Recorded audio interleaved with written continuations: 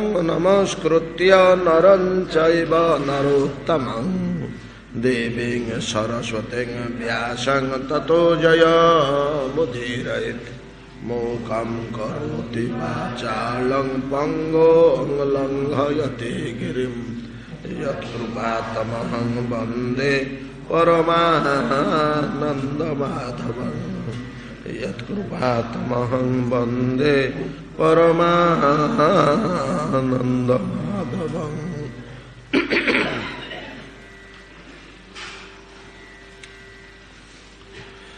एलोपाख्यानम अत्रोक्तम तारोपाख्यानमेव च सूर्यवंशानुकथनम ससादाद्यानुगादयः सौकन्यांचाथ सर्जातेः ककुस्थस्य च धीमतः खट्वांगस्य च मान्धातु सौभरे सगरस्य च रामस्य कौशलेन्द्रस्य चरितं किल्बिषापहं निमेरंग परित्यागो जनकानांच संभवः।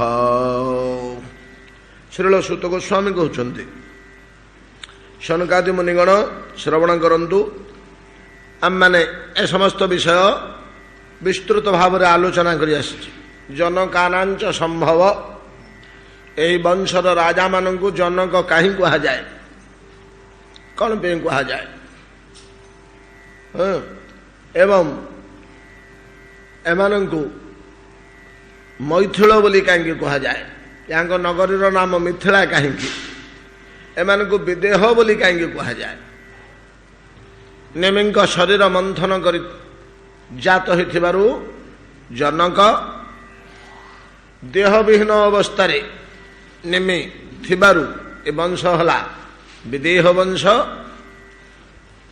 समस्त चक्षुरे निमि रहिले निमिंकर अस्तित्व किपरि अनुभव होए मनुष्य मानक चक्षुरे ना निमेष भाव एवं एक मुक्त जीवन सेठी यापन करुचंती।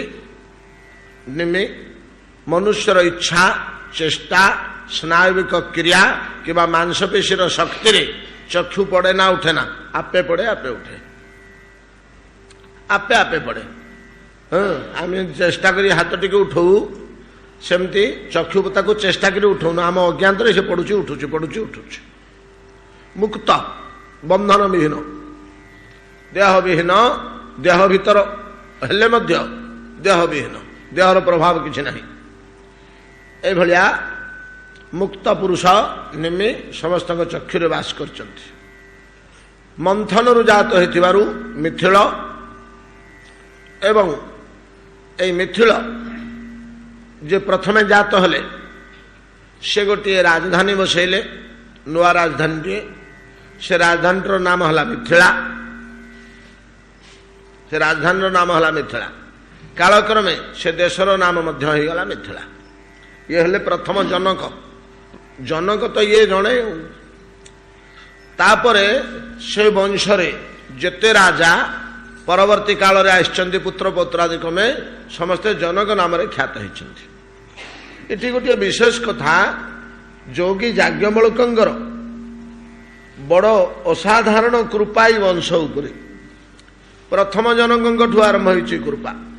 से कहि दैछन्ति वर दे दैछन्ति आहे मिथिल आहे जनक तमर ए वंश रे ये सिंहासन रे आज जे बसिव से हम आम मान भाया गुणातीत ब्रह्मज्ञ द्वंद्व मुक्त द्वंद्वातीत संपूर्ण मुक्त पुरुष ये सिंहासन अधिष्ठित अभिषेक है कि याज्ञवल्क्यंकर यही कृपारू ये वरदान जेते राजा पुरुषानुक्रमिक से सिंहासन अधिष्ठित हो आसुचंती समस्ते मुक्त पुरुष द्वंद्व मुक्त ब्रह्मज्ञ आत्मज्ञान परायण कौन सी शारीरिक जागतिक वैषयिक बंधन भितर से माने नथांती।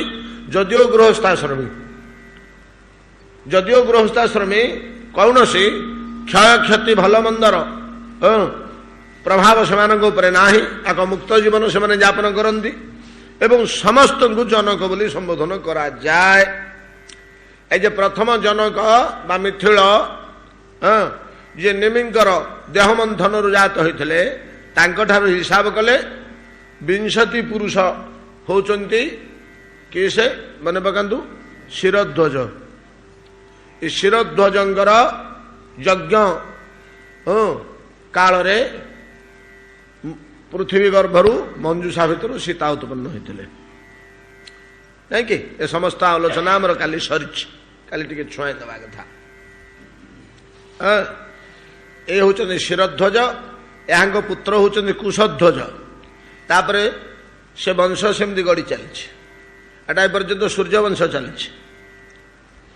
ଏ ସୂର୍ଯ୍ୟବଂଶରେ ତାପରେ କହୁଛନ୍ତି ସୁତ ଗୋସ୍ୱାମୀ ଯେ ଏଇ ଜନକଙ୍କ ରହସ୍ୟ, ଜନକମାନଙ୍କର ଉତ୍ପତ୍ତି ଏବଂ ନିମିଙ୍କର ଶରୀର ତ୍ୟାଗ ଇତ୍ୟାଦି ସମସ୍ତ ପରେ ମୁଁ ଆପଣମାନଙ୍କୁ କହିଛି। ରାମସ୍ୟ, ସେ ତ ଗଲେ ରାମସ୍ୟ କୌଶଳେନ୍ଦ୍ରସ୍ୟ, ଇଏ ଆଉ ଜଣେ ରାମ। ରାମସ୍ୟ ଭାର୍ଗବେନ୍ଦ୍ରସ୍ୟ, ସେ କୌଶଳେନ୍ଦ୍ରସ୍ୟ, ଇଏ ଭାର୍ଗବେନ୍ଦ୍ରସ୍ୟ। ଭାର୍ଗବେନ୍ଦ୍ର ଭୃଗୁବଂଶରେ ଜାତ ହୋଇଥିବାରୁ ତାଙ୍କୁ ଭାର୍ଗବ କୁହାଯାଏ। ରାମସ୍ୟ ଭାର୍ଗବେନ୍ଦ୍ରସ୍ୟ ନକ୍ଷତ୍ରୀକରଣ ଭୁବ, ପୃଥିବୀକୁ ନିକ୍ଷତ୍ରୀକରଣ କରିବା କଥା ମୁଁ ଆପଣମାନଙ୍କୁ କହିଛି। ରାମସ୍ୟ ଭାର୍ଗବେନ୍ଦ୍ରସ୍ୟ ନିକ୍ଷତ୍ରୀକରଣ ଭୁବ ଐଳସ୍ୟ ସୋମବଂଶସ୍ୟ ଯଜାତେର ନହୁତସ୍ୟ। ଏଠୁ ସୋମବଂଶ କଥା ଆରମ୍ଭ ହେଲା। ରାମସ୍ୟ ଭାର୍ଗବେନ୍ଦ୍ରସ୍ୟ ଭୃଗୁବଂଶରେ ଜଣେ ବ୍ରାହ୍ମଣ ଥିଲେ। ସେଟା ତ ବ୍ରାହ୍ମଣ ବଂଶଟା ଆଉ। ଭୃଗୁ ହଉଛନ୍ତି ବ୍ରହ୍ମାଙ୍କର ମାନସ ପୁତ୍ର ମାନଙ୍କ ଭିତରୁ ଜଣେ, 10 ମାନସ ପୁତ୍ରଙ୍କ ଭିତରୁ ମହା ତେଜାନ ଲୋକ, ବଡ଼ ଶକ୍ତିଶାଳୀ, ବଡ଼ ତପସ୍ୱୀ। 10 ପୁତ୍ରଙ୍କ ଭିତରେ ଇଏ ଏକ ଅନ୍ୟତମ। ଏ ଭୃଗୁ ହିଁ ବ୍ରହ୍ମା ବିଷ୍ଣୁ ମହେଶ୍ୱରଙ୍କୁ ପରୀକ୍ଷା କରି ପ୍ରମାଣିତ କରିଥିଲେ ଯେ ଭଗବାନ ବିଷ୍ଣୁ ହେଉଛନ୍ତି ଦେବତାମାନଙ୍କ ଭିତରେ ଶ୍ରେଷ୍ଠ, ତାହାଙ୍କର ଉପାସନା ମନୁଷ୍ୟ କରିବା ଉଚିତ, ନାଇଁ କି ନିର୍ଣ୍ଣୟ କରିଥିଲେ। ଏପଟେ ଯେଉଁ ସୂର୍ଯ୍ୟବଂଶ, ଏ ସୂର୍ଯ୍ୟବଂଶରେ ଆମେ ପୂର୍ବରୁ ଆଲୋଚନା କରି ଆସିଛେ। ଗାଧି ବୋଲି ଜଣେ ରାଜା ଥିଲେ। ଗାଧି ବୋଲି ଜଣେ ରାଜା ଥିଲେ। ସେ ଗାଧି ରାଜାଙ୍କର ଗୋଟିଏ କନ୍ୟା ଥିଲା, ବଡ଼ ସୁନ୍ଦରୀ କନ୍ୟାଟିଏ, ମନୋରମା। ଭୃଗୁବଂଶର ବ୍ରାହ୍ମଣ ରୁଚିକ, ଭୃଗୁବଂଶର ବ୍ରାହ୍ମଣ ରୁଚିକ ଅରଣ୍ୟରେ ତପସ୍ୱୀ, ଗୃହସ୍ଥାଶ୍ରମ କରିବା ପାଇଁ ଚାହିଁଲେ। ଗୃହସ୍ଥାଶ୍ରମର ଧର୍ମ ବୈଦିକ, ପୂର୍ଣ୍ଣ ବୈଦିକ ଧର୍ମ ଓ ବେଦ ନୀତିରେ ଗୃହସ୍ଥାଶ୍ରମ ଆଚରଣ କଲେ ଅଚିରେ ଜୀବ ଭଗବତ ପାଦାରବିନ୍ଦ ଲାଭ କରେ। ଏ କୌଶଳ ଜାଣିଲା ପରେ ଗୃହସ୍ଥାଶ୍ରମରେ ଈଶ୍ୱର ଉପାସନା କରିବା ପାଇଁ ସେ ଚାହିଁଲେ। ଉତ୍ତମ ଗୃହିଣୀଟିଏ ଆବଶ୍ୟକ। ତେଣୁ ସେ ଗାଧିଙ୍କ ନିକଟକୁ ଆସି ଅନୁରୋଧ କଲେ, ମହାରାଜ, ଆମେ ଜଣେ ଋଷି, ଆମେ ଅରଣ୍ୟରେ ତପସ୍ୟା କରୁ, ଆମେ ଗୃହସ୍ଥାଶ୍ରମର ଧର୍ମ ଆଚରଣ କରିବାକୁ ଚାହୁଁଛୁ, ଆମର ଗୃହିଣୀ ଆବଶ୍ୟକ। ଆପଣଙ୍କ କନ୍ୟାଙ୍କୁ ଆମକୁ ଗୃହିଣୀ ରୂପେ ପ୍ରଦାନ କରିବେ କି? କରନ୍ତୁ। ଗାଧି ବୁଦ୍ଧିମାନ ଲୋକ, ତ ବିଦ୍ୱାନ ବିଜ୍ଞ କହିଲେ, ବ୍ରାହ୍ମଣଙ୍କୁ ଛୋଟ ବଡ଼ ବୋଲି ବ୍ରାହ୍ମଣର ବିଚାର ନାହିଁ। ଯେମିତି ସର୍ପ ଭିତରେ ଛୋଟ ବଡ଼ ଜ୍ଞାନ କରିବା ଉଚିତ ନାହିଁ, ତାପରେ ବ୍ରାହ୍ମଣରେ ଛୋଟ ବଡ଼ ଜ୍ଞାନ କରିବା ଉଚିତ ନାହିଁ। ଗାଧି କଥା ବୁଝିଲେ। କିନ୍ତୁ ଆମ କନ୍ୟା ପାଇଁକି ଏଇ ପାତ୍ର ଆମର ତୃପ୍ତିକର ହେଉନି। ଗାଧି ବିଶ୍ୱବିଖ୍ୟାତ ରାଜା, ତାଙ୍କ କନ୍ୟା ଗୋଟିଏ ମାତ୍ର, ସେ ଚାହୁଁଛନ୍ତି ତାଙ୍କ ଜାମାତାଟି ସେଭଳିଆ ଗୋଟିଏ ରାଜକୀୟ ଢଙ୍ଗରେ ବିଶେଷ ପ୍ରତିଭାଶାଳୀ, ପ୍ରଭାବଶାଳୀ, ଗୁଣଜ୍ଞ, ବୀର, ଧନୁର୍ଦ୍ଧର, ତେଜିଆନ କ୍ଷତ୍ରିୟ ଯୁବକ ହେଇଥିଲେ ତାକୁ ଟିକେ ଭଲ ଲାଗିଥାନ୍ତା।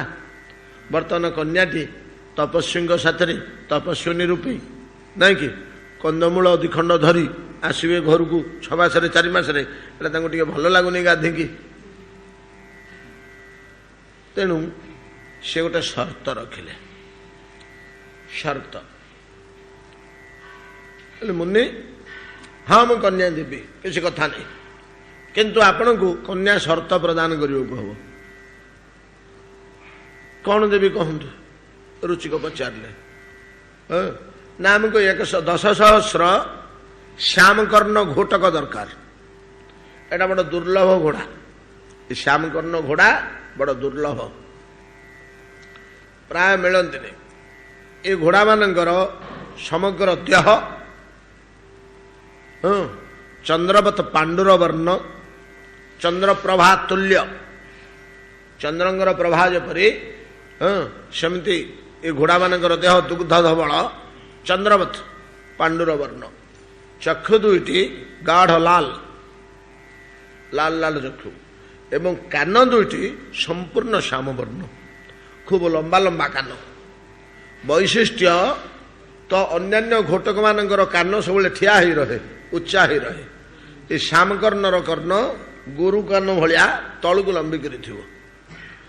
ପ୍ରୟୋଜନ ହେଲେ ସେ କାନକୁ ଠିଆ କରିବ ସିନା, ନହେଲେ ସବୁବେଳେ ତଳକୁ ଲମ୍ବିକିରି ଥିବ। ଏଇଭଳିଆ ଲକ୍ଷଣଯୁକ୍ତ ଘୋଟକ ବଡ଼ ଦୁର୍ଲଭ, ବହୁମୂଲ୍ୟର। ତେଣୁ ଗାଧି କହିଲେ ଏ ଘୋଡ଼ା ତ ଇଏ ପାଇବେନି। ସେ କ୍ଷେତ୍ର ବୁଦ୍ଧିରେ ଜାଣିଛନ୍ତି ଏ ଘୋଟକ ଯୁଦ୍ଧ ପାଇଁକି ଅତ୍ୟନ୍ତ ପ୍ରୟୋଜନୀୟ। ରୁଚିକମୁନି ହଁ କରିଦେଲେ, କିନ୍ତୁ ବୋଲେ ହଉ ମୁଁ ଆସୁଛି। 10,000 ଘୋଟକ ନେଇକରି ଅରଣ୍ୟ ଭିତରେ ଯାଇ ଘୋର ତପସ୍ୟା କଲେ, ଇନ୍ଦ୍ରଙ୍କୁ ସନ୍ତୁଷ୍ଟ କଲେ। ଇନ୍ଦ୍ରଙ୍କ ପାଖରେ ଏ ଘୋଟକ ଅଛନ୍ତି। ରାକ୍ଷସମାନଙ୍କ ଯୁଦ୍ଧ କରିବା ପାଇଁ ସେ ରଖିଛନ୍ତି ଶକ୍ତିଶାଳୀ ଘୋଡ଼ା, ବଡ଼ ଚାଲାକ ଚତୁର, ଯୁଦ୍ଧକ୍ଷମ ଘୋଡ଼ା। 10,000 ଘୋଡ଼ା ଆଣିକରି ଦେଲେ। ଯେତେବେଳେ ରୁଚିକ 10,000 ଘୋଡ଼ା ଆଣି ଗାଧିଙ୍କି ଦେଲେ, ଗାଧି ବର୍ତ୍ତମାନ କନ୍ୟା ପ୍ରଦାନ କରିବାକୁ ବାଧ୍ୟ ହେଲେ। ଗାଧିଙ୍କର ଆଉ ସନ୍ତାନ ନଥିଲେ, ଏ ଗୋଟିକ ହିଁ କନ୍ୟା। କନ୍ୟା ଟିକେ ଦାନ କରିଦେଲେ ରୁଚିକଙ୍କୁ। ରୁଚିକ ଯାଇକରି ବହୁତ କାଳ ଅରଣ୍ୟ ଭିତରେ ଗୃହସ୍ଥାଶ୍ରମ ଜୀବନ ଯାପନ କଲେ। ସେମାନେ ତ ଇଚ୍ଛା କଲେ ସନ୍ତାନ ଉତ୍ପନ୍ନ କରିବେ। ଏଇଭଳିଆ ସେମାନେ ତ ଧର୍ମାଚରଣ ପାଇଁ ଗୃହସ୍ଥାଶ୍ରମ କରନ୍ତି, ସନ୍ତାନ ଉତ୍ପାଦନ ପାଇଁ ତ ସେମାନଙ୍କର ରୁଚି ନଥାଏ। ବାସ୍ ଏଇ ପ୍ରକାର କିଛି କାଳ ବିତିଗଲା।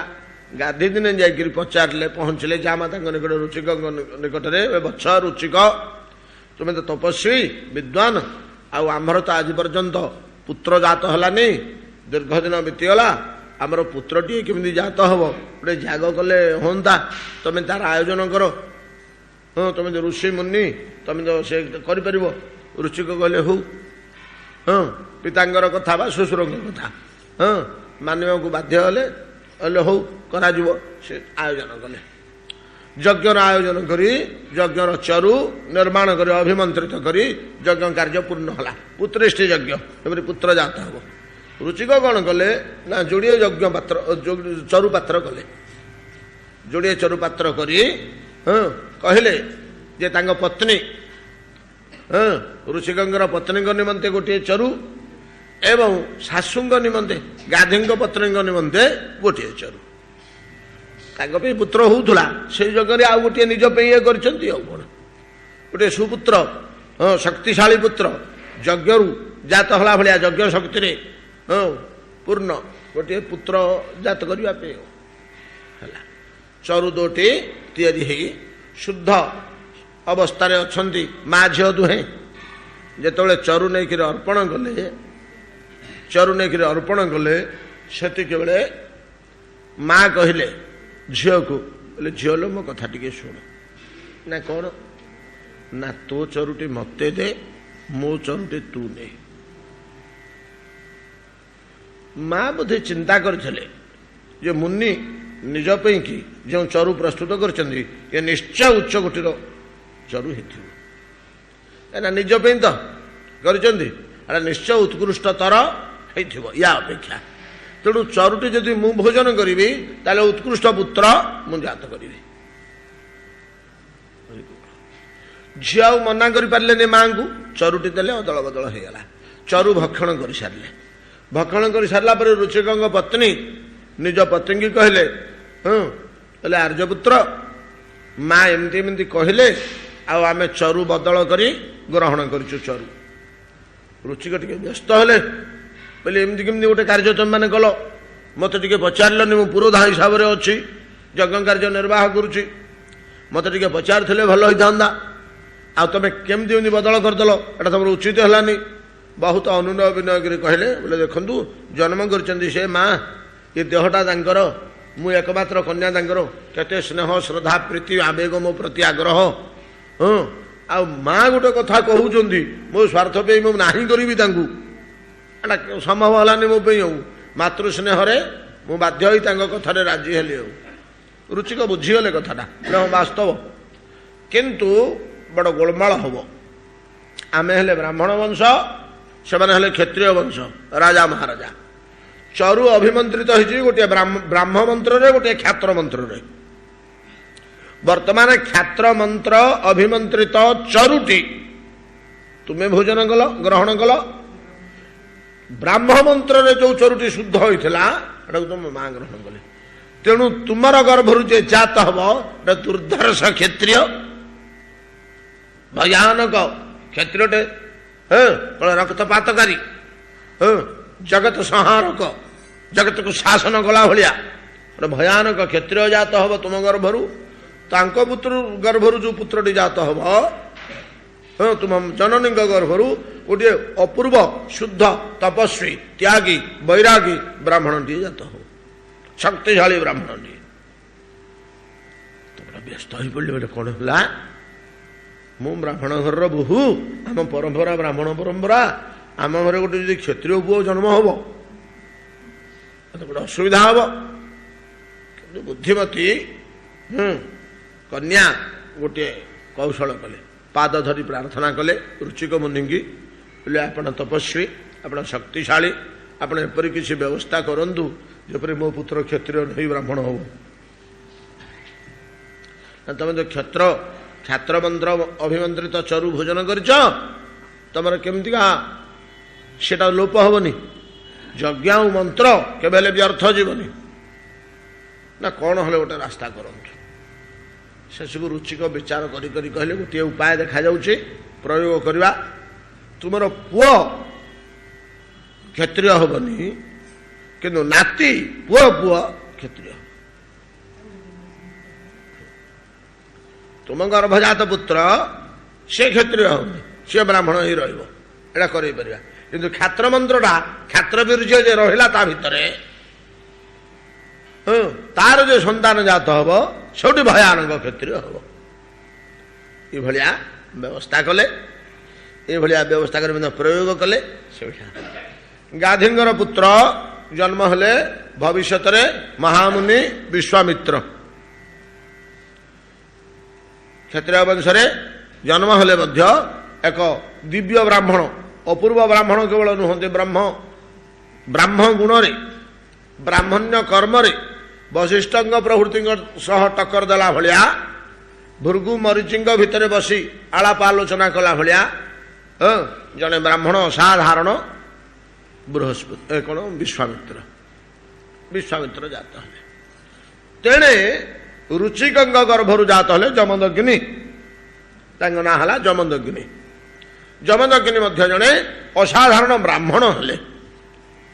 କ୍ଷତ୍ରିୟ ହୋଇଯିବା କଥା, କିନ୍ତୁ ତ ପିତାଙ୍କର ବ୍ୟବସ୍ଥା ଅଛି ସେମିତି, ଆଉ ତାଙ୍କ ପୁତ୍ର କ୍ଷତ୍ରିୟ ହବ, ସେ କ୍ଷତ୍ରିୟ ନ ହେଇକରି ଶୁଦ୍ଧ ବ୍ରାହ୍ମଣରେ ପରିଣତ ହେଲେ। ଏ ଭିତରେ କଣ ହେଲା, ବିଶ୍ୱାମିତ୍ରଙ୍କ ଜୀବନ ଚର୍ଚ୍ଚା ଯଦି ଆମେ ଆଲୋଚନା କରିବା ବହୁତ ଲମ୍ବିଯିବ। ବହୁତ ଗୁଡେ କଥା ଏଠି ଅଛି, ବହୁତ ଗୁଡେ ପୌରାଣିକ ଘଟଣା। ଏତିକି ବେଳକୁ ତ ବିଶ୍ୱାମିତ୍ର ତ ରାଜ୍ୟ ତ୍ୟାଗ କରି ଚାଲିଗଲେ। କେତେ ଲମ୍ବା କଥା ଅଛି। ସେତେବେଳକୁ ହରିଶ୍ଚନ୍ଦ୍ରଙ୍କ ସମୟ, ସୂର୍ଯ୍ୟବଂଶର ହରିଶ୍ଚନ୍ଦ୍ର। ଏମିତି ହେଇ ହରିଶ୍ଚନ୍ଦ୍ରଙ୍କଠୁ ବିଶ୍ୱାମିତ୍ର ଦକ୍ଷିଣା ଗ୍ରହଣ କରିଥିଲେ ନା, ଏଟା ତାଙ୍କର ସାଧନ ସମୟ। ଏଣେ ବଶିଷ୍ଠଙ୍କ ସହିତ ତାଙ୍କର ହେଲା ଘୋର ଯୁଦ୍ଧ, ଶାସ୍ତ୍ର ଯୁଦ୍ଧ, ତପସ୍ୟାର ଯୁଦ୍ଧ। କିନ୍ତୁ ଗୁଡେ ଘଟଣା ଅଛି। ସେସବୁ ଘଟଣା ଛାଡ଼ନ୍ତୁ। ପରବର୍ତ୍ତୀ ସମୟରେ କାର୍ତ୍ତବୀର୍ଯ୍ୟ ବୋଲି ଜଣେ ରାଜା ହେଲେ। ତାଙ୍କର ସହସ୍ର ବାହୁ ଥିଲା, ତାଙ୍କୁ ସହସ୍ରାର୍ଜୁନ ବୋଲି ମଧ୍ୟ କହନ୍ତି। ଦିଟା ନାଁ ତାଙ୍କର, ତାଙ୍କ ନାଁଟା ଅର୍ଜୁନ ଆଉ କାର୍ତ୍ତବୀର୍ଯ୍ୟ, ଦିଟା ନାଁ। एक कार्तवीर्य, द्वितीय ना हूँ सहस्रार्जुन। अर्जुन सहस्रार्जुन। जमदग्नि तो जड़े असाधारण ब्राह्मण हेले। जमदग्नि आश्रम को दिने कार्तवीर्य जाइथिले। मृगा करू करू जमदग्नि आश्रम निकट में जाई पहुंची गले। जमदग्नि रेणुका नामनी जड़े अप्सरी कन्या को विवाह करी बड़ सुंदर भाव गृहस्थाश्रम रेणुका। जमदग्नि आश्रम पाखापाखि जो हेले कार्तवीर्य सहस्रार्जुन ये कले कौन आमर जमदग्नि कार्तवीर्य को निमंत्रण करी कहले महाराज आपण सम्राट आ विश्वर पूज्य सिंहासन आपण अधिष्ठान करछन्ते राजा सर्वपूज्य राजा गोटे अलग सम्मान अच्छी आम आश्रम को आसचंती आज अतिथि भाव आम आश्रम में रहतु हौ रहा आम साथ तो गुडे हाथी घोड़ा सैन्य सामंत अच्छा ना हाँ समस्त राजा तो से अरण्य रहा प्रस्तुत हो शिविर पड़गला चारिपटे सब व्यवस्था होगला पाखे तो थे जमदग्नि पाखे किए से कामधेनु से कामधेनु को कहले माँ राजा आसचंदी राज उपचार आतिथ्य जपरी सत्कार करा जाए। कामधेनु इच्छा सब होगला समस्ते राजतुल्य प्रसाद भितर राजभोग से रात्रि जापन कले सैन्य सामंत समस्ते इड़े भोग विलास रहिले खाद्य पेय दास दासी गृह सज्जा पानीय खाद्य सबू ये प्रकार व्यवस्था है। मृगारे बुली बुली 5-7 दिन धरी से क्लांत होते महाभोग रात्रि जापन कले सका जो विदाय नापी सब बाहरले समस्त आश्चर्यचकित हेले ओहो कार्तवीर्य कहले आज्ञा एगुड़ाक केमी आप व्यवस्था कले मंत्र बल ना तपस्या बल ना नाई कामधेनु नहीं एमतीका शक्तिटा ना हो ना यहीटा आमको दे दिंतु ना यहाँ जीव कि तुमको दबा उचित नुह सीटू भितर झगड़ा है टे बचस करा कार्तवीर्य कौन कले ना जमदग्नि की बद्ध कले जमी जमदग्नि की बद्ध कले यहीटा है अति भयानक दारुण दुख एत बेलू जमदग्नि 4टी पुत्र जन्म होते समस्त नामर शेष राम लगी था। कनिष्ठ पुत्रटी होचंदी परशुराम। कनिष्ठ पुत्र होचंदी परशुराम। कनिष्ठ पुत्र नाम परशुराम नथिला खाली राम बोली थिला खाली राम बोली थिला। परशुराम नाम तांकर हला किपरि पिलादिने माँ रेणुका शिक्षा देले राम को बच्छ राम जगत रे पूज्य किए कहार उपासना करवा उचित किए प्रथम देवता माँ रेणुका शिक्षा देले पिता पिता ही परम देवता पिता ही परम देवता से दिन मन रहीगला जे पिता बड़ी बड़ जिनिस आउ किए नहीं। जमदग्नि की राम पचारे परशुराम एतल को परशुराम है ना खाली राम राम पचारे पिता मु धनुर्वेद शिक्षा करने को चाहूँगी गुणटा काम करुच्ची जो चरुर क्रिया पिलादिन काम करुच्ची मु धनुर्वेद शिक्षा करने को चाहूँगी धनुर्वेद शिक्षा कर हो ठीक अच्छे ब्राह्मणर धनुर्वेदर अधिकार अच्छी वेदर अंतर्गत युद्ध कर पार कि शिक्षा दे पार अच्छा ठीक अच्छे मु कहा पाखु गले गुरु रूपे क्या वर्ण कले धनुर्वेद धुरीण हो पारि। जमदग्नि कहले जे धनुर्वेदर एकमात्र आचार्य होचंदी भगवान शंकर शिव प्रलयकर्ता शिव भगवान सृष्टि सीना कर से अलग ही रहती सृष्टि ଦାୟିତ୍ୱ ଦେଇଛନ୍ତି ଏମାନଙ୍କ ଉପରେ।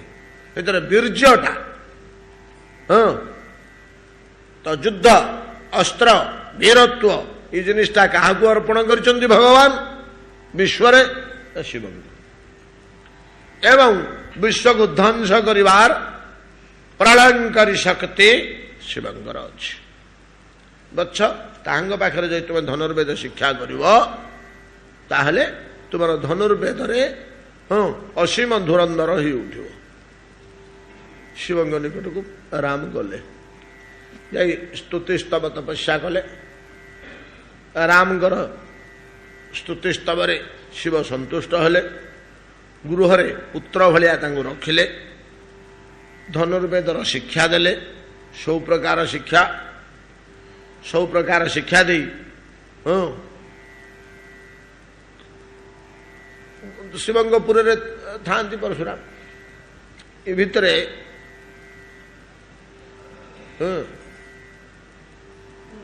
ଶିବ ସନ୍ତୁଷ୍ଟ ହୋଇ ଗୁରୁ ସେବାରେ କାହାଙ୍କର?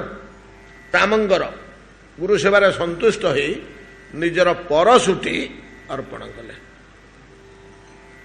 ବତ୍ସ ଏଇ ପରଶୁଟି ନିଅ। ଏଇ ପରଶୁଟି ଗୋଟେ ଅଦ୍ୱିତୀୟ ଅସ୍ତ୍ର। ପୂର୍ବ କାଳରେ ଦେଖାଯାଇଛି ମୁନି ଋଷିଗଣ ଗୁରୁଗଣ ଏ କାଳରେ ମଧ୍ୟ ପୁତ୍ର ଅପେକ୍ଷା ଶିଷ୍ୟକୁ ଅଧିକ ସ୍ନେହ କରନ୍ତି। ଜନ୍ମ କରିଥିବା ପୁତ୍ର ଅପେକ୍ଷା ଶିଷ୍ୟ ଉପରେ ଗୁଣମାନ ଶିଷ୍ୟ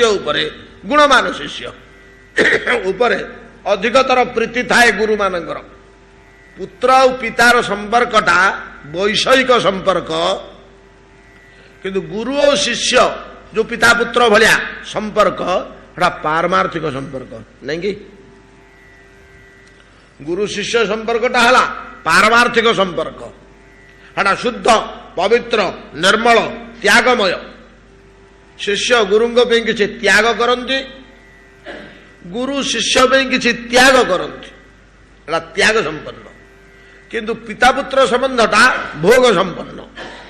ବାପ ଯଦି ଗରିବ ହେଇଗଲା, ରୋଜଗାର କରି ନ ପାରିଲା, ପୁଅ ପଚାରିବ ଆମ ପାଇଁ କଣ ରଖିଛ ତମେ? ଘର ଜମି କଣ ଆମ ପାଇଁ ରଖିଛ? ବୁଢା କାଳକୁ ପଚାରିବ। ପୁଅ ଯଦି ରୋଜଗାର ନ କଲା, ବାପ କହିବ ତୁ କଣ ଦଉଛୁ ଘରକୁ? କେତେ ଟଙ୍କା ଦଉଛୁ ମାସରେ? ତୋର ଘର ପ୍ରତି ଅବଦାନ କଣ ଅଛି? କିନ୍ତୁ ଗୁରୁ ଶିଷ୍ୟ ସମ୍ବନ୍ଧରେ ଏଇଟା ନାହିଁ। ଏଣୁ ପିତାପୁତ୍ର ସମ୍ବନ୍ଧ ଅପେକ୍ଷା ଗୁରୁ ଶିଷ୍ୟ ସମ୍ବନ୍ଧଟା ପାରମାର୍ଥିକ ସମ୍ବନ୍ଧ ହୋଇଥିବାରୁ ଶିଷ୍ୟ ଶାସ୍ତୁମ ଯୋଗ୍ୟମ୍, ପୁଅ ଶାସନ ଶୁଣିବନି, କିନ୍ତୁ ଗୁରୁଦେବ ଶାସନ କରନ୍ତି ବୋଲି ତା ନା ଶିଷ୍ୟ। ଶିଷ୍ୟ ଶବ୍ଦଟା କୋଉଠି ଉତ୍ପନ୍ନ ହୋଇଛି? ଶାସ ଧାତୁରୁ। ଶାସ ଧାତୁରୁ ଶିଷ୍ୟ ଶବ୍ଦ ଉତ୍ପନ୍ନ ହୋଇଛି। ଗୁରୁ ଶବ୍ଦ କୋଉଠି ଉତ୍ପନ୍ନ ହୋଇଛି? ଗୁ। ଅର୍ଥାତ୍ ଗୁରୁ ଶବ୍ଦର ଅର୍ଥ ତାଠାରୁ ଓଜନଦାର ଉତ୍କୃଷ୍ଟ ଆଉ କିଏ ନାହିଁ। ସେଟା ସବୁଠୁ ବଡ ଉତ୍କୃଷ୍ଟ। ଗୁରୁ ଶବ୍ଦର ଅର୍ଥ ମୋ ପାଇଁ ମୋ ଗୁରୁଦେବ ସବୁଠୁ ଉତ୍କୃଷ୍ଟ। ୟା ଉପରକୁ ମୋ ଗୁରୁଦେବଙ୍କ ଉପରକୁ ଆଉ କିଛି ନାହିଁ। ତତ୍ଵ, ଶକ୍ତି, ରହସ୍ୟ, ଉତ୍ତମ, ଏଟା ହେଲା ଗୁରୁ ଶବ୍ଦର ଅର୍ଥ। ତ ଶିଷ୍ୟ ଶବ୍ଦର ଅର୍ଥ ଶାସ ଧାତୁରୁ ଶାସ୍ତମ ଯୋଗ୍ୟମ୍, ଯାହାକୁ ଶାସନ କରିବାର ପୂର୍ଣ୍ଣ ଅଧିକାର ଅଛି।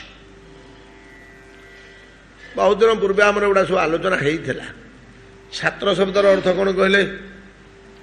ଆଉ ସ୍କୁଲରେ ଯୋଉ ପାଠ ପଢୁଛନ୍ତି ଛାତ୍ର, ଛାତ୍ର ଶବ୍ଦର ଅର୍ଥ କଣ କିଏ କହିପାରିବେ? ପୂର୍ବରୁ ଆଲୋଚନା ହେଇଛି।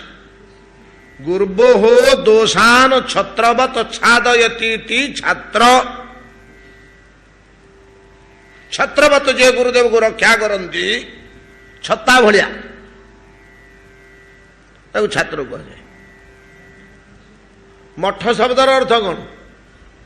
ମଠ କହିଲେ ହଷ୍ଟେଲ, ରହିକରି ପିଲାମାନେ ପାଠ ପଢନ୍ତି। ମଠଟା ସଂସ୍କୃତ ଶବ୍ଦ। ମଠ ଛାତ୍ରାବାସ, ହଷ୍ଟେଲ, ଯୋଉଠି ପିଲାମାନେ ରହିକିରି ପାଠ ପଢ଼ିବେ। କି ପାଠ ପଢ଼ିବେ? କମ୍ପ୍ୟୁଟର ନା ଟେକ୍ନୋଲୋଜି ପଢ଼ିବେ? ନାଇଁ, ଯାହା ପାଠ ତାହା ପଢ଼ିବେ। ଯାହା ବିଦ୍ୟା, ଯାହା ବିଦ୍ୟା ପ୍ରକୃତରେ ଯାହା ବିଦ୍ୟା, ବିଦ୍ୟା ଓ ବିଦ୍ୟା ଦୁଇଟା ଜିନିଷ ଅଛି ତ। ବିଦ୍ୟା ବ୍ରହ୍ମତତ୍ତ୍ୱ, ଭଗବାନଙ୍କ ସମ୍ବନ୍ଧୀୟ କଥା, ଭଗବାନଙ୍କ ସେବା, ଭଗବାନଙ୍କ ତତ୍ତ୍ୱ, ଭଗବାନଙ୍କ ଲୀଳା, ଭଗବାନଙ୍କ ମହିମା, ଏସବୁ ଗୁଡ଼ାକ ବିଦ୍ୟା। ଭଗବତ ସମ୍ବନ୍ଧ ଶୂନ୍ୟ ହୋଇଗଲେ ତାହା ଅବିଦ୍ୟା। ବୈଷୟିକ ବସ୍ତୁ ଗୁଡ଼ିକ ହେଲା ଅବିଦ୍ୟା, ଭଗବତ ସମ୍ବନ୍ଧୀୟ ବସ୍ତୁ ଗୁଡ଼ିକ ହେଲେ ବିଦ୍ୟା। ଏଇ ଭଗବତ ସମ୍ବନ୍ଧୀୟ ରହସ୍ୟ ଯେଉଁଠାରେ ଶିଖିବାକୁ ମିଳେ, ନାଇଁ କି, ଯେଉଁଠାରେ ଶିଖିବାକୁ ମିଳେ ତାକୁ ମଠ କହନ୍ତି। ଅର୍ଥାତ୍ ଆଧ୍ୟାତ୍ମିକ ଟ୍ରେନିଂ ସେଣ୍ଟର, ଆମ ଭାଷାରେ ସ୍ପିରିଚୁଆଲ ଟ୍ରେନିଂ ସେଣ୍ଟର ବୋଲି ଆମେ କହିପାରିବା ମଠର ଅର୍ଥ। ଯାହା ହଉ, ତ ଶିବ ଶିଷ୍ୟ ରାମଙ୍କ ଉପରେ ଏଡ଼େ ପ୍ରୀତ ହୋଇଗଲେ ଯେ, ଏଡ଼େ ଖୁସି ହୋଇଗଲେ, ନିଜର ଅଦ୍ଭୁତ ଅଲୌକିକ ଯେମିତି ପାଶୁପତ ଅସ୍ତ୍ର, ଶିବଙ୍କର ଗୋଟେ ଅଦ୍ୱିତୀୟ ବସ୍ତୁ, ସେଇଟା ଆଉ ଅନ୍ୟ କୋଉଠି ସୁଲଭ ନୁହଁ। ଗୋଟେ ପରଶୁ ଶିବଙ୍କ ପାଖରେ ଥିଲା, ସେ ପରଶୁଟି ଦେଇଦେଲେ। ରାମ ତମେ ପରଶୁଟି ନିଅ। ଶିବଙ୍କ ପରଶୁ ପ୍ରାପ୍ତ ହେବାରୁ ଦେବତା ମାନେ କହିଲେ, ଓହୋ, ଶିବଙ୍କ ପରଶୁ ଏ ପିଲାଟି ପାଇଗଲା, ଏ ତ ଅଦ୍ୱିତୀୟ ଶକ୍ତି ହେଇଗଲା। ହଉ ହଉ, ସେଇ ଦିନରୁ ତାଙ୍କୁ ପରଶୁରାମ ବୋଲି ସମ୍ବୋଧନ କଲେ। ଏ ଭିତରେ ଗୋଟେ ଥର ଯେଟା ମୁଁ ଆଲୋଚନା କରିବାକୁ ଚାହୁଁନି, ଗଣେଶ ଆଉ ପରଶୁରାମଙ୍କର ବଡ଼ ଧରଣର ଗଣ୍ଡଗୋଳ ହେଇଗଲା। ଇଏ ବି ପିଲା ଲୋକ, ସିଏ ବି ପିଲା ଲୋକ, ଟୋକା ଟାକିଳିଆ ଅବସ୍ଥା। ଦି ଜଣ କ'ଣ ଏମିତି ଯୁକ୍ତି ତର୍କ ଗଣ୍ଡଗୋଳ ଆରମ୍ଭ ହେଇଗଲା। ଉଭୟ ମହାଶକ୍ତିଶାଳୀ, ଭୟଙ୍କର ଯୁଦ୍ଧ ହେଲା, ଭୟଙ୍କର ଯୁଦ୍ଧ ହେଲା। ତ ଗଣେଶ କ'ଣ କଲେ? ପରଶୁରାମକୁ ନିଜ ଥୋଡ଼ ପାହାରରେ ବୁଲେଇ ବାନ୍ଧି ଚତୁର୍ଦ୍ଦଶ ଭୁବନରେ ତାଙ୍କୁ ମୁଣ୍ଡିଆ ମରେଇ ମରେଇ ମରେଇ ସବୁଠି ଗୋଲକ। ଆପଣ ଦେଖନ୍ତୁ, କୋଉଟା ଅଗ୍ନି ପୁରାଣ ନାହିଁ, ବ୍ରହ୍ମବୈବର୍ତ ପୁରାଣ। ଗୋଲକ ନେଲେ ପରଶୁରାମଙ୍କୁ, ସେମିତି ଥୋଡ଼ରେ ବାନ୍ଧିକିରି ଗୋଲକରେ ଭଗବାନ କୃଷ୍ଣ ବିରାଜମାନ କରୁଛନ୍ତି, ତାଙ୍କ ପାଦରେ ମୁଣ୍ଡିଆ ମରେଇଲେ। ଏମିତି ବୁଲେଇ ବୁଲେଇ ବୁଲେଇ ବୁଲେଇ ବୁଲେଇ ଶେଷକୁ ଫୋପାଡ଼ି ଦେଲେ ସମୁଦ୍ର ଭିତରକୁ ଗଣେଶ। ସେଇଠୁ ତ ରାଗିକିରି ଚେହିଁକି ଆସିଲେ, କିଏ ସେ? ପରଶୁରାମ। ବୋଲେ କ'ଣ ଇଉଡ଼ିକି ଥୋଡ଼ ମୋଟା, ମୁଁ ସେଥିରୁ ବାହାରି ପାରିଲିନି, ଗୁଡ଼େଇକିରି ଭାଙ୍ଗିଛି ମତେ, ମୁଁ ସେତେବେଳେ କିଛି କରିପାରିଲିନି। ଯେମିତି ଛାଡ଼ିଦେଲେ, ସେ ଯୋଉ ପରଶୁ, ସେ ପରଶୁ ଆଣିକିରି ଆଘାତ କରିଦେଲେ ଗଣେଶଙ୍କ ଉପରେ। ଗଣେଶ ଉପରେ ଆଘାତ କରି ତାଙ୍କର ଗୋଟିଏ ଦନ୍ତ ଭାଙ୍ଗିଗଲା, ଏକ ଦନ୍ତ ସେଇ କାରଣରୁ। ସେ ଏକଦନ୍ତ ଏଇ କାରଣ ବୋଲି ବ୍ରହ୍ମବୈବର୍ତ ପୁରାଣରେ ବର୍ଣ୍ଣନା ଅଛି। ଏଇ ପରଶୁରେ ସେଇଠି ପାର୍ବତୀ ଟିକେ ମନ ଦୁଃଖ କରି କହିଲେ, ଆପଣ ପରଶୁଟା କାହିଁ ଦେଇଦେଲେ? ପରଶୁଟା ଦେଇଦେଲେ, ପରଶୁଟା ଥିବାରୁ ସିନା, ନହେଲେ ମୋ ପୁଅର ଦାନ୍ତ ସହଜରେ ଭାଙ୍ଗିଥାନ୍ତା। ଏଡ଼େ ଦାନ୍ତ ନୁହେଁ କି? ଏମିତି ହେଇକି ବହୁତ ରହସ୍ୟମୟ ଘଟଣା ଅଛି।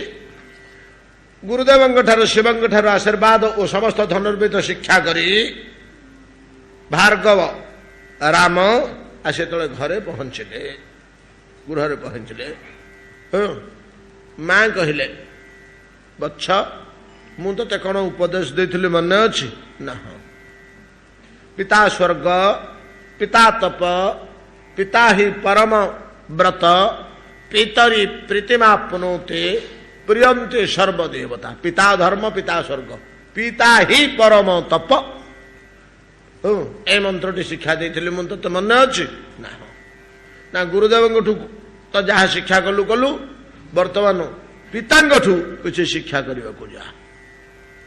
ପିତାଙ୍କଠୁ ଯେତେବେଳେ ଶିକ୍ଷା କରିବାକୁ ଗଲେ, ପିତା ଯମଦଗ୍ନି ଶିକ୍ଷା ଦେଲେ ଯେ, ବତ୍ସ, ଭଗବାନଙ୍କ ଚରଣାରବିନ୍ଦ ଉପାସନା एवं धर्म तथा प्रजा सुरक्षा प्राणी सुरक्षा यह ही मोर उपदेश। बड़ सुंदर ब्रह्ममुहूर्त पुराण गुड़ा वर्णना अच्छे ये सब उपदेश गुड़ देले पिता किसी उपदेश ग्रहण कले गुरुदेव किसी उपदेश पाइले माँ किसी उपदेश पाइले राम सुंदर भाव काल यापन कले गुरु गृह रूप आसिक रामस्य भार्गवेन्द्रस्य कहते दिनकर घटना कौन है जमदग्नि कहले रेणुका शुणत आमर कमंडलू रे जल नहीं भल पानी टिके आनीदेल निकटवर्ती झरणार नदी दूड़े रेणुका जल भाण्ड धरिक जो फेरुंच रेणुका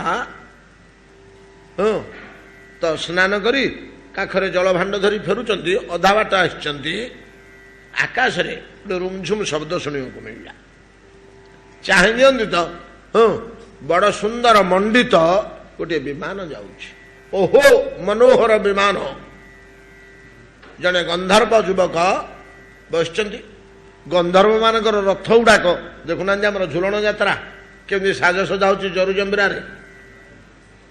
एटा गंधर्वाचरित झुलन ना ता ना आम सीना खाली झुलन बोली कहीदे तार प्रकृत नाटा कौन गंधर्वाचरित झुलन गंधर्व माने श्रावण मासरे वर्षा ऋतु कुंज निकुंज भितर राधाकृष्ण को बसईकरी दोली रे समस्ते आपन को झुलाऊँ आम गोटे दिन झुलेबू खुशी कहले गंधर्व मैंने आसी कह ना हूँ झुला से सजाड़े ढंग से सजाड़े गंधर्व गुड़ाक शौखिनी जीव नुहति कि वेश पोशाक अलंकार गुड़ा सब शौखिनी जिन ना गंधर्व मान गंधर्व अप्सरा शौखिनी ढंग से चकमक करके सजाई तो से हिसाब से रथटी से साजसज्जा से रथटी की देखले जे एत सुंदर चकमक से झल झल दुष्ट आकाश रे रुमझुम शब्द कर उड़ी उड़ी जाऊँगी डेरी होगा से रथर गति के देखु देखु आम जमी पुरी रे हेलिकप्टर टे उड़िले देउल उपरे आम चाहूचे सब कम छाड़ी देकरी सेमतिका सी चाहिए टे चाहूँगी डेरी होगा टे जागमणक टे विरक्त हेले विरक्त होकर आसिले बोले कुआड़े गला ये बुढ़ी मला ना कौन दौड़ी आसिले नई रे तो आसिक देखला दृश्य देखले जमदग्नि टे रागी गले रेणुका गंधर्व तरुणर रूपावलोकन करुच मनरे टे द्वंद्व पशिगला जमदग्नि क्रुद्ध हो गले घर को आसिले रेणुका तरबरिया ही आसिले जल थोई दी प्रणाम कले किंतु ये शुणवा लोक नुहति जमदग्नि ज्येष्ठ पुत्र को डाकिले अले पुलु तो माँ दोष कर कलंकिनी तार मस्तक छेदन कर तो बापा माटा मोर हाथ धरुची छुरी धरला बेलू ब्राह्मण पिलाटा द्वितीय पुओ को डाकिले द्वितीय पुओ पारे तृतीय पुत्र को डाकिले तृतीय पुत्र पारे चतुर्थ पुत्र राम बोले राम तुम माँ आउ इतने भाई मस्तक छेदन कर सागे सागे कुठार बाहर कले आउ कथा भाषा कि नहीं चटापट समस्त मुंड छेदन कर जमदग्नि खुशी बोले बच्चा तुम भाई माने भ्राता गुण किए हेले मो कथा मानि नथिले भय करथिले आ तुमे मोर आदेश पालन करछ मु परम संतुष्ट तुम उपरे कौन बर मागुछ पिता आपण सर्वशक्ति संपन्न यदि बर देवाक चाहूँगी मोर दोटी बर दरकार ना हाँ माग किसी कथा नहीं प्रथम बरे मत दिंतु मोर माँ आउ भाई 3 जन बंची उठे द्वितीय बरे मत दिंतु मोर माँ और भाई माने भूली जीवे जे मुझे हत्या करी तार मन भी रही खुशी हेले जमदग्नि अस्तु बोली कहले अस्तु बोली कहले सेठ परशुरामंकर एक प्रकार ख्याति या परे कार्तवीर्य ये घटना पर कार्तवीर्य आसचंती मृगया को ଯମଦଗ୍ନିଙ୍କୁ ବଦ୍ଧ କରିଛନ୍ତି ସିଦ୍ଧା। କାମଧନକୁ ଅପହରଣ କରି ନେବା ପାଇଁ କାର୍ତ୍ତବୀର୍ଯ୍ୟଙ୍କ ମୁଣ୍ଡରେ ଗୋଟେ ପଶିଗଲା ଯେ ଇଏ ଗାଈଟାର କୋଉଠୁ ଏତେ ଶକ୍ତି ଆସିବ ମ? ସେ ଆଉ କାମଧନର ମୂଲ୍ୟ ତ ଜାଣନ୍ତିନି, ଏ ଋଷିଟାର ଏମିତିକା ମନ୍ତ୍ର ଶକ୍ତି ନା, ଆଉ ଋଷିଟାର ଏଇଭଳିଆ ମନ୍ତ୍ର ଶକ୍ତି ବୋଲି ତାଙ୍କଠୁ ସେଇଠୁ କାମଧେନୁ ଯମଦଗ୍ନିଙ୍କ ପାଖରୁ ବଶିଷ୍ଠଙ୍କ ପାଖକୁ ଚାଲିଗଲେ। ପରଶୁରାମ ଯେତେବେଳେ ଶୁଣିଲେ, ସେ କୁଆଡ଼େ କୁଆଡ଼େ ବୁଲୁଥିଲେ, ତାଙ୍କ ପିତାଙ୍କୁ ଇଏ ବଦ୍ଧ କରିଛନ୍ତି, କ୍ରୁଧିତ ହେଇ ଆସି ତ କାର୍ତ୍ତବୀର୍ଯ୍ୟ ସହସ୍ରାଜନଙ୍କର 1000ଟି ଆଗ ବାହୁ ଆଗ ଗୋଟିଏ ଗୋଟିଏ ଛେଦନ କଲେ।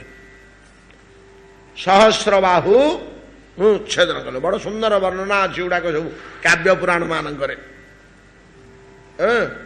ତ ପରଶୁରାମ କହନ୍ତି କାର୍ତ୍ତବୀର୍ଯ୍ୟର ସହସ୍ର ବାହୁ, ଏପଟେ 500 ସେପଟେ 500 ବାହୁ ରହିଛି। ସେ ବାହୁ ମାନଙ୍କରେ କୁଣ୍ଡଳ, କଙ୍କଣ, ବାଜୁବନ୍ଧ ଇତ୍ୟାଦି ସମସ୍ତ ହସ୍ତର ଅଳଙ୍କାର, ତାତଙ୍କ ପ୍ରଭୃତି ରତ୍ନ। ଯେତେବେଳେ ମୋର କୁଠାର ତା ଉପରେ ଚାଲୁଛି, ସେ ଅଳଙ୍କାର ସହିତ ଘର୍ଷିତ ହୋଇ ମୋର କୁଠାରଟା ଧାର ହୋଇଛି, ତୀକ୍ଷ୍ଣ ହୋଇଛି। ସେଇଠି ପଥରରେ ଘଷି ହେଇକରି ଯେମିତି ତୀକ୍ଷ୍ଣ ହୁଏ,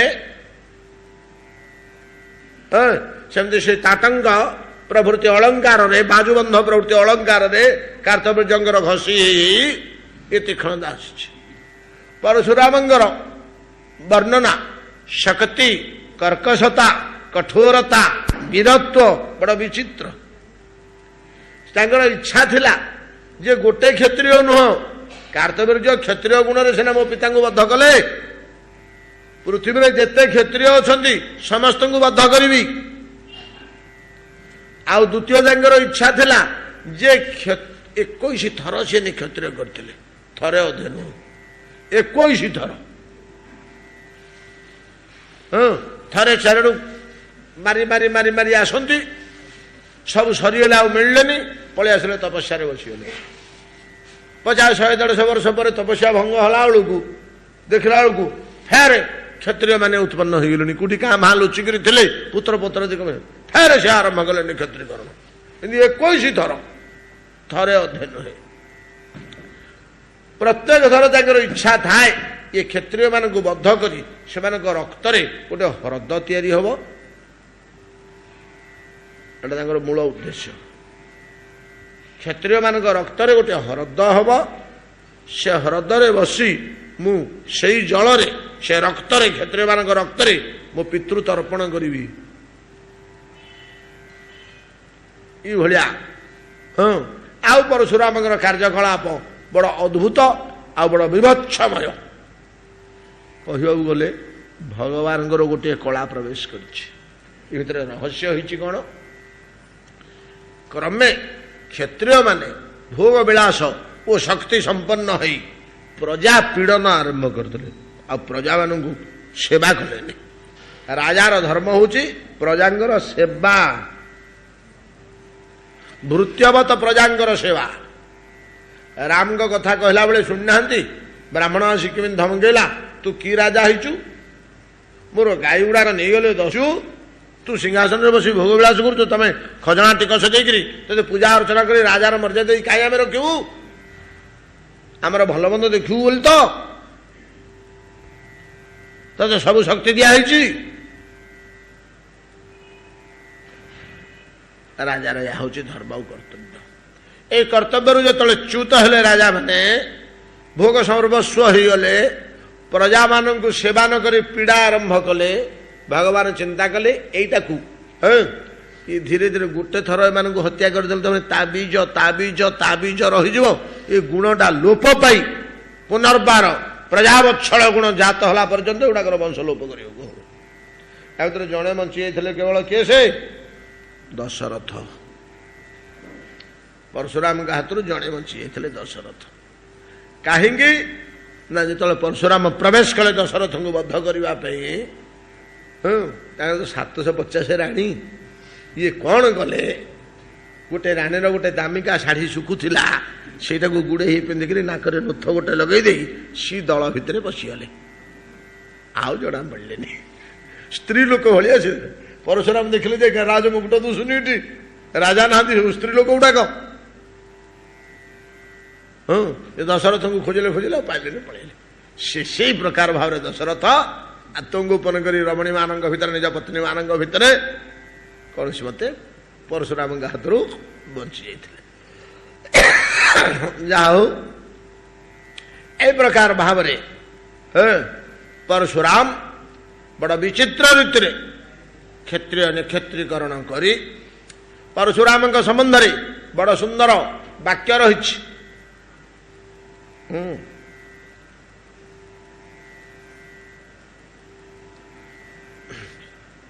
ज्याघात श्रेणी रेखांतरित वसुमती चैत्र जत्र प्रशस्ति बक्ष पीठे घनास्त्र व्रणकिण कठिन शंखनु बाण पृषत्कान प्राप्त राजन्य गोष्ठी वनगज मृगया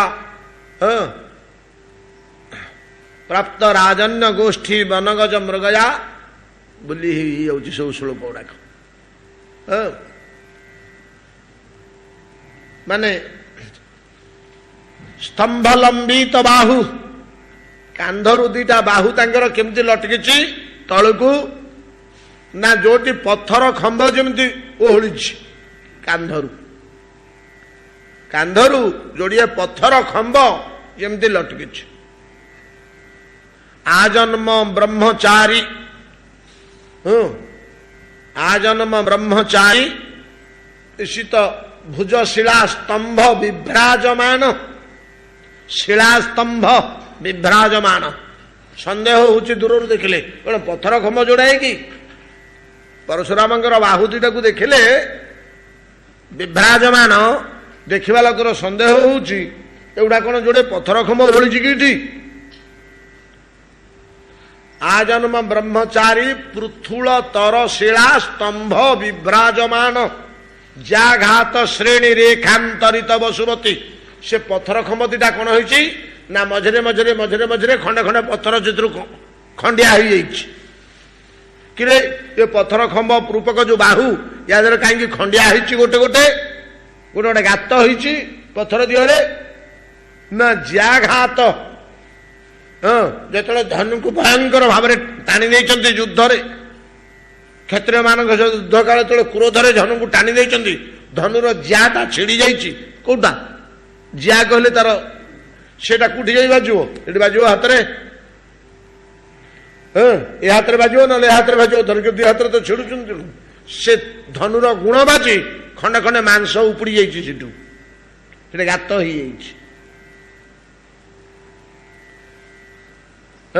ज्याघात श्रेणी रेखांतरित वसुमती चैत्र जत्र प्रशस्ति जेमिति का योद्धा माने पंचतारका होटल भाया दुई धाड़ी पताका लंबा थी आजिकल करना पंचतारका होटल माने होटल सामने दुई धाड़ी पताका लंबी थी योद्धा मैंने जतटा महामहा क्षत्रिय को जय करेंगे से पताका द्वार रे पोती थे जैत्र कहले पताका जय पताका जैत्र जय पताका पोती थे सेमतिका दीटा हाथ में ये जो खंडे खंडे गुण बाजिक सब उपड़ी जाइए मांस खाल खाल होकर लंबा आकार रे जना पड़ुची ये सब गोटे गोटे युद्ध जय गला गोटे गोटे जैत्र जय पताका ये बंधा कि ज्याघात श्रेणी रेखांतरित वसुमती चैत्र जैत्र जत्र प्रशस्ति बक्ष पीठे घनास्त्र व्रणकण कीठन शंखुणु बाण पुरुषत्कान क्षत्रिय मानकर ब्रह्मास्त्र वायुवास्त्र आग्नेयास्त्र बारुणास्त्र इत्यादि सब अत्यंत भयानक देवास्त्र माने जो प्रयोग करती क्षत्रिय माने से बक्ष छाती बतई दियंती परशुराम प्रतिअस्त्र करती नहीं गुड़ा को साड़ू आसले छाती देखई दियंती गुड़ाक छाती में बाजिकी पड़े सेगुड़ाक बाण बाजी बाजी बाजी बाजी जमी आम जोता पिंधि पिंधि बिंडी हो जाऊँगी नाई कि जड़े लोक हाथुड़ी रे काम करुच्ची जड़े लोक कुराड़ी रे काम करुच्ची जड़े लोक कोड़ी रे काम करुच्ची काम करी करी तार हाथ जाक बिंडी ही जाए ये बिंडी कठिन मांस से बाण पड़ी पड़ी छातीटा बिंडी हो जाइए बिंडी गुड़ाक पत्थर भाया ତେଣୁ ସେ କଣ କରନ୍ତି ତାଙ୍କର ପରଶୁଟାକୁ ଯଦି କେତେବେଳେ ଟିକେ ଧାର କରିବା ଦରକାର ହେଲା ତାହେଲେ ପଥରରେ ବସିକିରି ତାକୁ ଘଷିବା ଦରକାର ନାହିଁ। ସେ ପରଶୁଟାକୁ ନିଜ ଛାତିରେ ଯଦି ଦିଥର ଘଷି ଦେଲେ ସେଟା ଖଣ ଖଣ ଖଣ ଖଣ ଶବ୍ଦ କରି ତୀକ୍ଷ୍ଣ ହେଇଯାଏ। ବୀରତ୍ୱ ଗୁଣଟାକୁ ପ୍ରକାଶ କରୁଛନ୍ତି। ଗୋଟେ ଲୋକ କେମିତି ବୀର ତାକୁ ଦେଖେଇବା ପାଇଁ ଗୋଟେ କୌଶଳ, ଭାଷାଗତ କୌଶଳ। ବକ୍ଷ ପୀଠେ ଘନାସ୍ତ୍ର ବ୍ରଣ କିଣ କଠିନ ଶଙ୍ଖୁଣୁ ବାଣ ବୃଷତ୍କାନ। ତ ଏଇଭଳିଆ ରାଜାମାନେ ଯେମିତି ମୃଗୟା କରିବାକୁ ବଣକୁ ଯାଆନ୍ତି, ଇଏ ସେମିତି ମୃଗୟାଟା ଗୋଟେ ମୌଜ ନା, ଆଉ ମୃଗୟାଟା ଗୋଟେ ମୌଜ ତ ଆନନ୍ଦ କରିବାକୁ ଯାଆନ୍ତି, ବିଭିନ୍ନ ପ୍ରକାର ପଶୁପକ୍ଷୀ ବଧ କରନ୍ତି। ଇଏ ସେମିତି ଥରେ ତପସ୍ୟାରୁ ଉଠି ପଡ଼ିଲେ ପରଶୁ ଆଉ ଧନୁର ବାଣ ଧରିକିରି ତ ଜନପଦ ଭିତରକୁ ପଶି ଯାଆନ୍ତି ମୃଗୟା କରିବାକୁ। କି ମୃଗୟା ନା କ୍ଷତ୍ରିୟ ମୃଗୟା। ବ୍ୟାଘ୍ର ମୃଗ ବଧ କଲା ଭଳିଆ ଆନନ୍ଦରେ ଏ ଯୁଦ୍ଧ ଗୁଡାକ କ୍ଷତ୍ରିୟ ନିରାକରଣ ଓ ବଦ୍ଧ ଏଟା ତାଙ୍କର ମୃଗୟା ତୁଲ୍ୟ ଗୋଟେ ଆନନ୍ଦ, ଗୋଟେ ଖେଳ କୌତୁକ। ଏମିତି 6 ମାସ ବର୍ଷକରେ ରାଜାମାନେ ଯାଆନ୍ତି ଚାଲ ଗୋଟେ ମୃଗୟା କରିବାକୁ ଯିବା। ସେମିତି ମଝିରେ ମଝିରେ ବାହାରନ୍ତି ଭୟାନକ କ୍ଷତ୍ରିୟ ମାନଙ୍କୁ ବଦ୍ଧ କରିବା ତାଙ୍କର ମୃଗୟା କୌତୁକ। ମୃଗୟା କୌତୁକ କହିବା ବାହୁଲ୍ୟ, ଇଏ ମଣିଷ ନୁହନ୍ତି, ଭଗବାନଙ୍କର ଆବେଶାବତାର। ଏଇ ଯୋଉ କଥା ଗୁଡିକ ଆମେ ଆଲୋଚନା କଲେ ଏଗୁଡାକ ମଧ୍ୟ ଭଗବତ କଥା। ହଇ ହୋ କି ଭଗବତ କଥା? ହାଣ କାଟ ମାର ପିଟ ରକ୍ତ ତର୍ପଣ ଓଡା ଭଗବତ କଥା ନା? ହଁ ଭଗବାନ କହିଲେ କଣ କି? ଭଗବାନ। ଭଗ କହିଲେ ଐଶ୍ୱର୍ଯ୍ୟସ୍ୟ ସମଗ୍ରସ୍ୟ ଯଶଶ୍ଚ ବୀର୍ଯ୍ୟଶ୍ଚ ଶ୍ରିୟଃ ଜ୍ଞାନଃ ବୈରାଗ୍ୟଃ ସନ୍ନ ଇତି ଭଗାଙ୍ଗନା। ଏ 6ଟାକୁ କହନ୍ତି ଭଗ। ଏ 6ଟା ଭିତରେ ବୀରତ୍ୱ ବୋଲି ଗୋଟେ ଶବ୍ଦ ଅଛି। ଏ 6ଟାକୁ ଭଗ କହନ୍ତି। ଏ 6ଟା ଅଛି ବୋଲି ସେ ଭଗବାନ। ୟା ଭିତରେ ବୀରତ୍ୱ ବୋଲି ଗୋଟେ ଶବ୍ଦ ଅଛି। ସେ ବୀରତ୍ୱ ଶବ୍ଦଟି, ବୀରତ୍ୱ ଶକ୍ତିଟି ଆସି ପରଶୁରାମଙ୍କ ଭିତରେ ପ୍ରବେଶ କରିଥିଲା। ଏବଂ ଦଶାବତାର ଭିତରେ ଆମେ ପରଶୁରାମଙ୍କୁ ମଧ୍ୟ ଅବତାର ରୂପେ ଗ୍ରହଣ କରୁଛୁ। କ୍ଷତ୍ରିୟ ନିବହ ଧନେ କର ଯଶି କର ବାଳମ ଧୂମ କେତୁମିବ କିମପି କରାଳମ କେଶବ ଧୃତ ଭୃଗୁବର ରୂପ ଭୃଗୁପତି ରୂପ ଜୟ ଜଗଦୀଶ ହରେ। ମଧ୍ୟ ଭଗବାନଙ୍କ ଲୀଳାର ବୀରତ୍ୱ ଲୀଳାର ଅନ୍ତର୍ଗତ। ପ୍ରଭୁ ଶ୍ରୀରାମଙ୍କୁ ଯେତେବେଳେ ଦର୍ଶନ କଲେ ଆମେ ପୂର୍ବରୁ ଆଲୋଚନା କରିଛେ, ତ ବିରାଜେ ଖଣ୍ଡେନ୍ଦୁ ଅବା ପୂର୍ଣ୍ଣେନ୍ଦୁ ଆଗରେ, ଗୋଟେ ପୂର୍ଣ୍ଣଚନ୍ଦ୍ର ସାମ୍ନାରେ ପଞ୍ଚମୀ ତୀର୍ଥର ଚନ୍ଦ୍ରଟିଏ ରହିଲେ ଯେମିତି ଶୋଭା ଦୁଷିବ।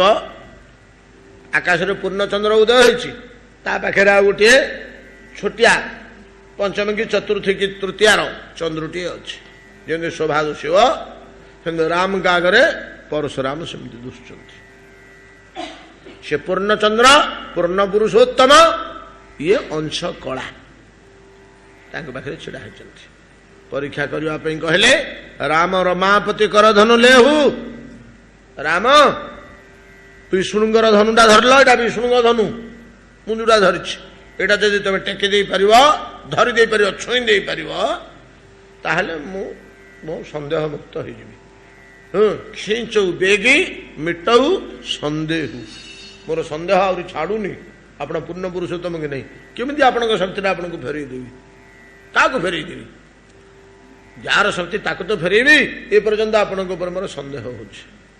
ଦିତ ଧନୁ ଆପେ ଚଲି ଗୟୁ, ଯେମିତି ବଢେଇ ଦେଇଛନ୍ତି ଧନୁଟା ଠକ୍ କରି ପରଶୁରାମଙ୍କ ହାତରୁ।